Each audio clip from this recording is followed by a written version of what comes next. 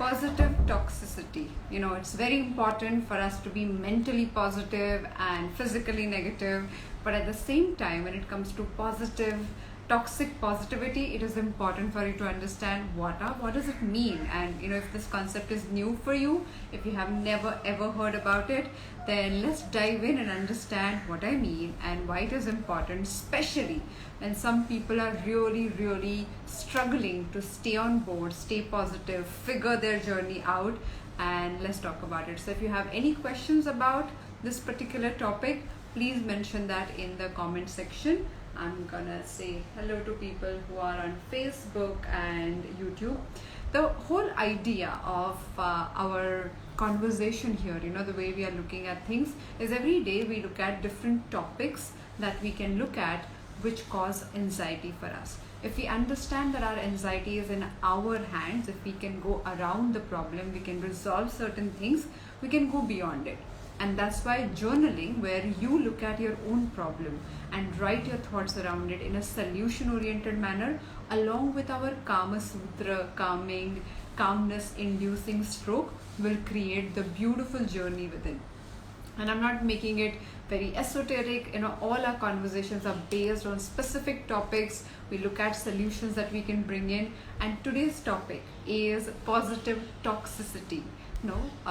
Toxic positivity, which means that so many times, in order to find the silver lining in the situation, you tend to ignore the facts, you tend to ignore the reality, you tend to ignore things that are happening in front of you, just to tell yourself, no, I gotta be positive, I cannot be giving into the negative mindset here, I cannot be fighting this so-called repetitive thoughts. So how do you survive? Now, I have come across many people, especially in my field, and I must accept that I am I'm no immune to this particular thing. Back in the day when I started my career 16-17 years ago, I also came across this whole idea of seeing positive in everybody and everything. And I used to look at people and look at their handwriting and look at things which were so-called amiss, right? And for me, I could not accept. I'm like, no, everybody comes from a story, everybody comes from this positive aspect, and one should not look at or focus on the negative aspect. Now, as you look at personalities, we are both. We are positive as well as we are negative. And I have met so many people who follow affirmation, which is a good idea as a concept. But the way people implement affirmation is done from not looking at things for what they are. So you look at like this beautifully black wall, but you think that black is negative and I don't want to associate it with it. So you start calling it like, no, it's charcoal gray. Like it's not as dark as it looks. But in reality, it's absolutely black, and it has its own purpose, it has its own meaning. But because we don't want to accept, we don't want to relate, we don't want to agree, we keep going around the whole thing by making sure that other people see us in positive light. We see ourselves in positive light. So that doesn't solve the problem, it just creates more and more denial of the situation. I want to talk about your fear of losing somebody, or your fear, also the grief that comes afterwards after you deal with certain emotions. We'll talk about it. And I know this, in this moment, in the situation that we are in, these topics are really important. We have to have tools and methods to go beyond our problems. But when we look at grief, I want to talk about a few stages, and this is a model by Cobbler and Ross. If you are, can you see this? I'm going to walk you through this. So the first aspect of any time that you're struck by negativity in life, you begin by telling yourself that no, it did not happen. So you do something called denial and isolation. Now it's important for you to understand that if you are walking into denial, then whatever you see, you're like, no, this is not happening to me. Have you met people who are in abusive relationships? They see things are not going as per what it should go like, but they keep telling themselves, no, my boyfriend, my husband, my wife will change, and eventually we will have this positive life. And they keep looking for a half-truth kind of reality. Now, yesterday I spoke about this concept of authenticity. You remember we spoke about the facts model. If you're new here, if it is your first day, then facts is a concept that I presented, which means being firm, being authentic, being calm, being tactical, and being solution oriented. I'm going to repeat this: being firm, being authentic, being calm, being tactical, and being solution oriented. So the authentic aspect of it is taken away when you're constantly trying to look positive, talk positive, only focus on positivity, because you're not authentic to your own self. And this is where the problem comes. For most people, they're like, but does that mean that I walk into negative and keep focusing on it? No, my friend, that's not what I'm saying. I'm suggesting that when you understand that your positivity, your so-called desire to look at things which are brighter and be grateful could be an amazing thing. But denying what is happening in front of you is the problem here. If we start operating from denial, then we do not see things for what they are. We just keep trying to keep things softer. We do not walk into the problem and resolve it. So an essential part is we have to learn how to accept things for what they are so that you can change them. For example, if you are tested positive, okay, and if you say no, I think it is just my symptoms, and I have these symptoms, but it's okay, they will go because it's like common cold. Now you can tell that the symptoms are matching, but there are so many people who do not want to accept the fact that they might be tested positive, so they just keep denying the symptoms that they're seeing until they have to walk into the situation and solve the problem. So this is a concept where people keep coloring their reality in a shiny bright light just to convince themselves that I don't have to deal with it right now. And that is what I want you to pay attention to. If you are doing it in any walk of your life, it is time that you look at the problem and you start resolving the problem. Because if you do not see things for what they are, other people cannot do that for you. It could be symptoms of anxiety, it could be anything. Now today I also want to include a stroke in handwriting which talks about the self-deceit. Now you say, what is that word? What did you say, Aditi? It is called self-deceit. Now self-deceit is where you lie to your own self. You keep coloring your reality, your pictures, things that are happening around you in different lights, and you tell yourself, all is well, all is well, all is well. All will be well if we work towards the problem. All is not well, and that's why we have these conversations about anxiety. So if we do not accept that all is off and I need to look at where the problem lies, and we keep doing all is well, all is well, all is well, it may give you a breather for a temporary period of time. But when you are met with the same problem, same anxiety, same challenge, then you really feel struck by these new ideas which you have no clue about, you are not prepared for. So yesterday somebody asked me a question about self-love. Now most people believe self-love is this: oh my god, I got to calm down and I got to feel good in this moment. But at no point that will solve the problems. We have to understand we are walking into calmness, but we are also looking at the things we got to work upon. It is not our way of closing our vision and only focusing on things that are working for us and psyching ourselves into it. Is rather removing the blinders, looking at things for what they are, and learning how we can change our ways of looking at things. And why it is crucial, why it is important, because when you're willing to do that, when you're willing to solve the problem, when you're willing to look at the problem for what it is, you'll be able to go beyond it. So I technically look at life as a training program. Every situation that comes your way, every problem that shows up is your mechanism, is your test, is your practice session where you get to experiment and you get to use your tools to take that situation beyond your obvious understanding.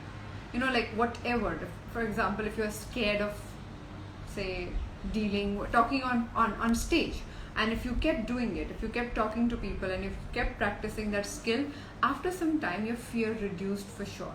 You may have like those jitters even now, but they are not as strong as they used to be when you were not equipped, when you did not know the skill, when you did not read enough for you to know what to speak and how to speak. Now, as you keep practicing a technique, a mechanism, a method, you keep putting yourself out there and you keep solving the problem.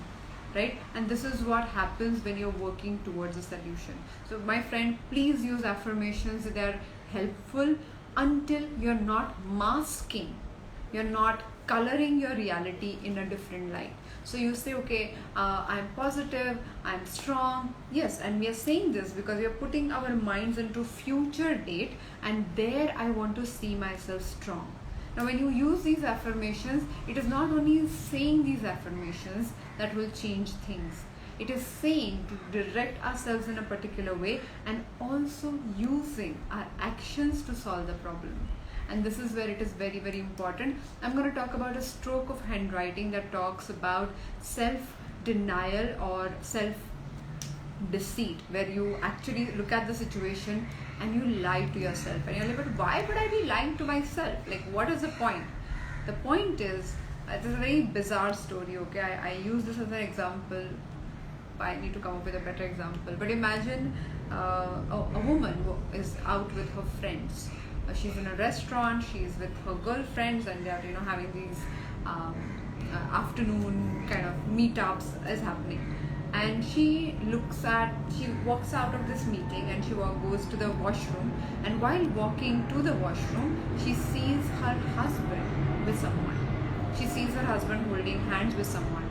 And she looks at that and she's like, oh my God. So the shock of that situation is really, really high for her. She cannot believe that is happening. So in that moment, she pauses, she looks at her watch, and she tells herself that no, my husband is in the office. She goes into the washroom. As she walks to the toilet, she actually thinks of all the possible things she'll be losing if she accepts what is happening out there. So when she comes out, she does not choose to look at what is happening, and her heart is breaking. She's scared, but she's constantly telling herself, no, my husband is a great guy, he can't be doing this. I know that I'm being misunderstood. She's not even willing to look at the reality to see what is going right or wrong. She in that moment, because of fear, the discomfort of seeing things for what they are is painful. Now, such people, when they talk to others who are dealing with anxiety and problems, and when they are told that I'm, a friend, if someone with toxic positivity is in a conversation with a friend who is going through anxiety and going through mental challenges, they would say things like, everything will be okay. Don't worry. This is just this time, the time will pass. How do you know everything will be okay? Next time you want to say this, everything will be okay, instead of that, ask your friend, what can I do for you? Can I be of any help here? Or people say things like, focus on positive, no? Focus on, the world is going down the drain, and imagine you still have 1, 2, 3, 4, 5 things and you can count on it. Again, not a kind thing to say. Again, not a helpful thing to say. Because when you just tell, and your intent might be great, you might be doing it from a space of genuinely trying to snap your friend out of that whole painful area. But instead, tell your friend or tell your family member that I'm here for you. If you need to talk about it, if you need to really, only speak, I'm here for you. That is more powerful than just telling somebody to focus on positive, don't give up hopes. Now we say this, I know we say this because we mean to really, really help. But if you want to learn how to help somebody, then do it from a space that can help them get out of the situation, and not by pushing them out of the situation. I have heard people say things like, oh, but you like to cry. You always love to cry. So snap out of it. They were doing it from a space of helping the other person, or that's what they said. But do you think it is helpful when you're devastated, when you're crumbling down, somebody tells you that you like to focus on only negative? Don't do that. Instead, think positive. Think just get out of the situation. Most people do it because they feel uncomfortable to confront negative emotions. They do not know how to deal with it. They do not know how to experience it. And if you look at it calmly, you'll realize that We all get awkward when, even if our intents are great, we lack tools. And that's why identifying our own toxic positivity is an essential aspect. So let me get to the handwriting stroke and tell you where can you find the stroke. Now, can you see this? This is your letter A. And if you have a loop on the left side, if there is a loop formation in your letter A on the left side, that talks about self-deceit. Self-deceit is your ability to deny what is happening and you lie to yourself about the reality. And this is where the challenge lies. Sit down and ask yourself these questions. And today's journaling question is about confronting your own toxic positivity, because it's important that you see things for what they are. And also it is important that you help people without just pushing them to think positive in the situation.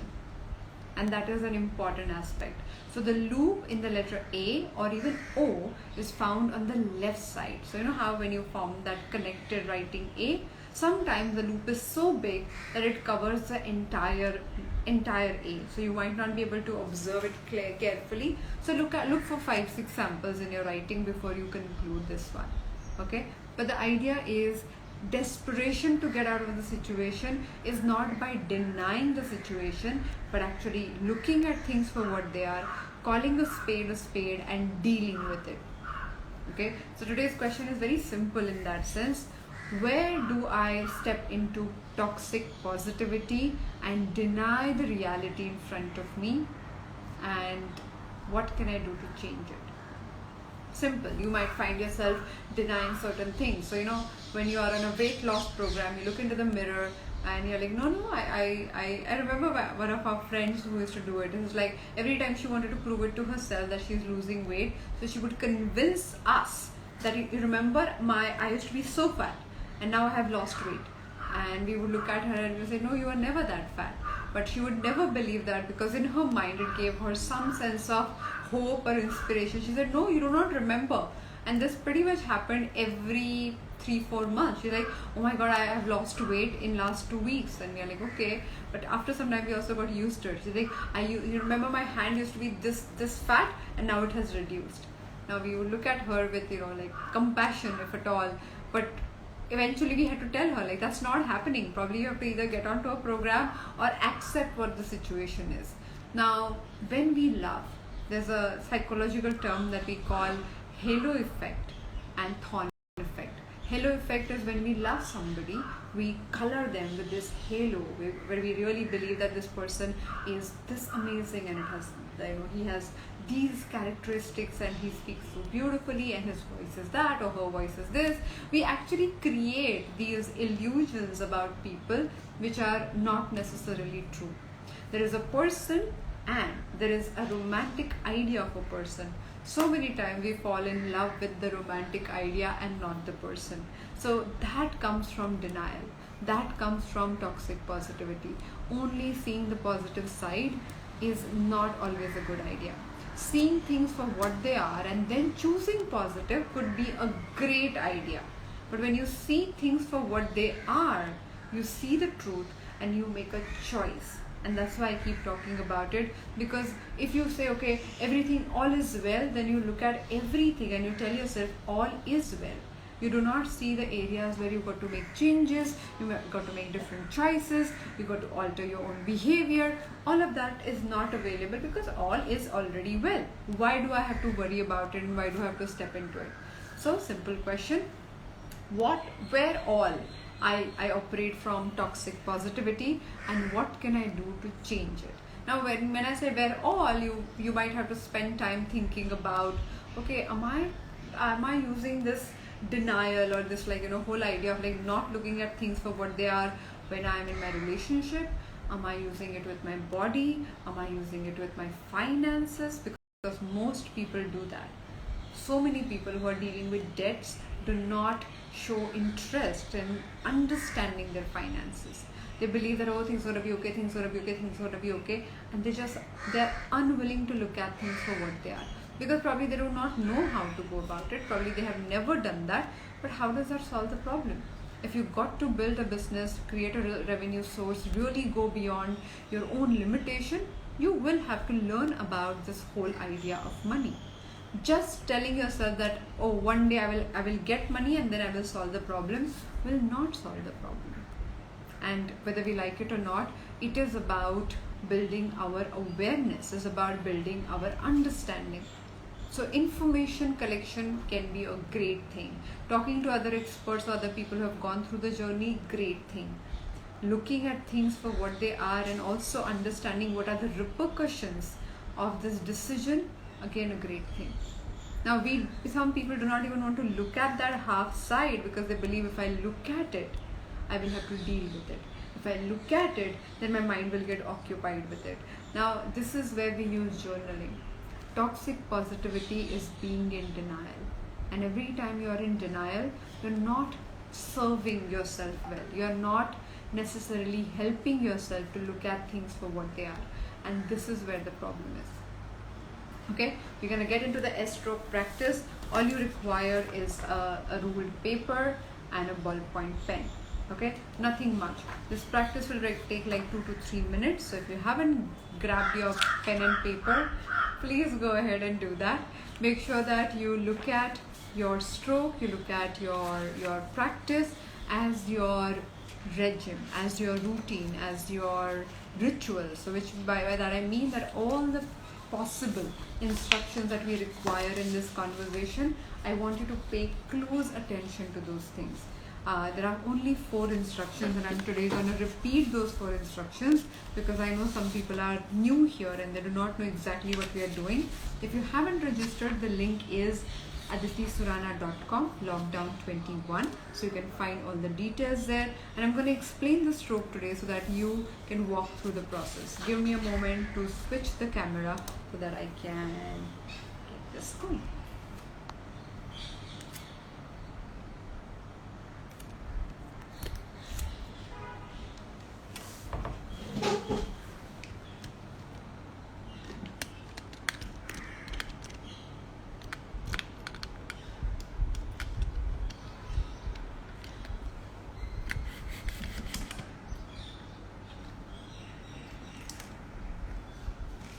There you go. So let's understand the stroke. There are 4 points to keep in mind on the paper, and the 5th one obviously is the breathing pattern.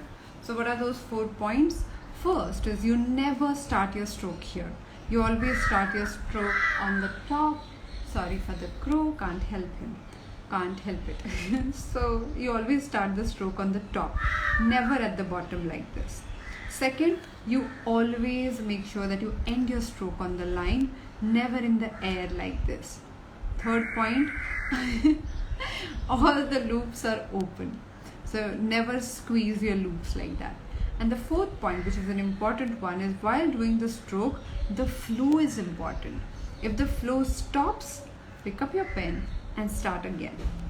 Okay, so it's important that you understand these aspects. You look at all 4 of them. Always start the stroke on the top, always end it on the line. Make sure that all the loops, there's a live going on in the crow Instagram world.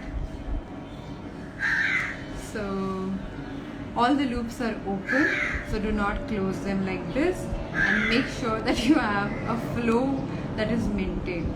So every time the flow is not there, if your hand stops, pick up the pen and start all over again. So it doesn't matter how long your stroke is, as long as you're following all these instructions. The 5th instruction, which is really important one, is focus on your breathing. If you're not breathing shallow, or you're not supposed to breathe really deep, the whole idea is to breathe slightly longer than your normal breath. Okay, just slightly longer. I'm gonna see if I can do something about Mr. Crow. Can you just help me with the crow if at all? Try your luck.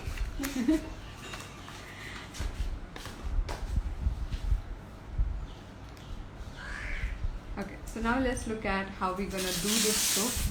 I hope you can see this clearly. Can you just do it softly? I'm starting the meditation. So breathe slightly deeper than your normal breath and start making the stroke. It's about following all 5 instructions, but not being very perfect about it. It's not the idea of being perfect, but actually about going with the flow. Thank you so much.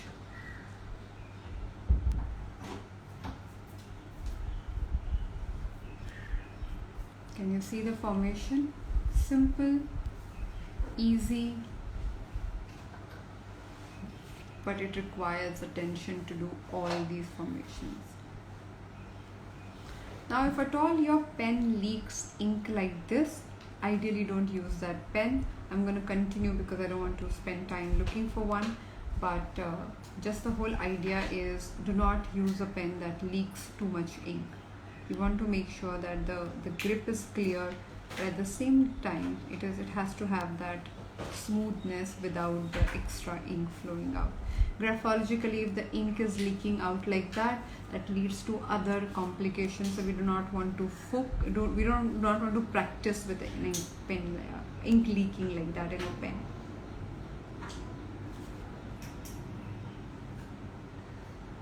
Breathe slightly deeper than normal.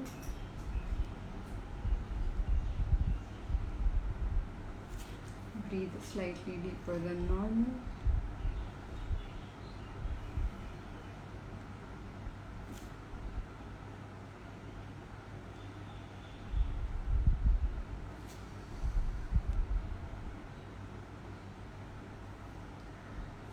As you practice the stroke, commit to it. Imagine with each formation you can really connect with your body, and that's the whole idea. Breath coordination with physical movement.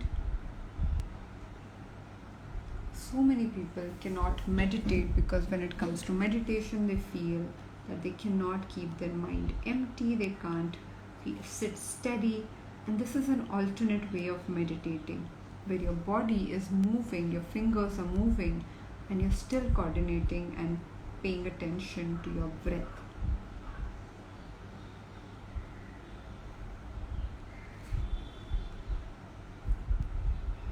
For some people, your hand will hurt, and that's nothing to do with the stroke. It is merely the fact that you do not know how to write anymore. We have lost touch with this whole skill of writing. So look at it like a first or second day of your workout, and consider or treat it like little soreness and continue the practice.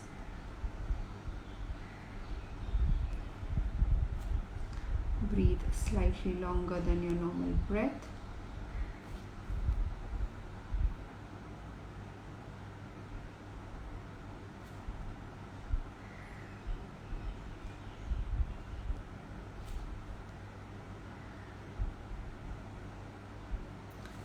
I'm going to stop here and switch my camera.